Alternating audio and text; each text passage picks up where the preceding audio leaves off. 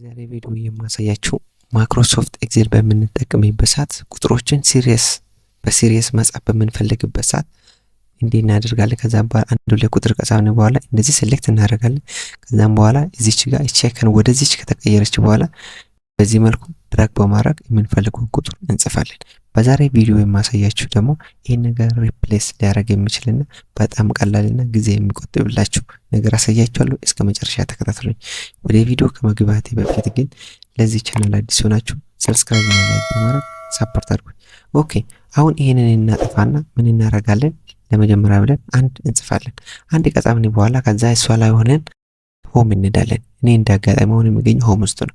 ስለዚህ ሆም ውስጥ ከገባው በኋላ ወደዚህ ማጣና እዚች ጋር ፊል የምትላለች ድሮፕ ዳውን ክሊክ አደርጋለሁ። ከዛም በኋላ ሲሪየስ የሚለው ልንካትና አሁን ሮ ነው ተመረጠውና እኔ ወደ ታች ስለምፈልግ ኮሎመኑ ምን አደርጋለሁ? ሴሌክት አደርጋለሁ። ከዛ ስቴፕ ቫልዩ ከአንድ እስከ ስንት ስቴፕ ቫልዩ ስንት ይሁን? ለምሳሌ እኔ እስከ 100 ብዬ ልጻፍ። ከዛም በኋላ ኦኬ ይላሉ ማለት ነው። አያችሁ ከአንድ ጀምሮ እስከ 100 ይጽፍልናል ማለት ነው። ይሄው እስከ 100 ጽፎልናል ማለት ነው። እንዲያርጋችሁ በቀላሉ መንገድ መጠቀም ትችላላችሁ። ይሄ ቪዲዮ አስተማሪ ነው ካገኛችሁ ላይክ፣ ሰብስክራይብ፣ ሼር በማድረግ ሰፖርት አድርጉኝ። ኮሜንት ቦክስ ላይ ደግሞ ተመልካችሁ ሀሳብ አስተያየት ስጡልኝ።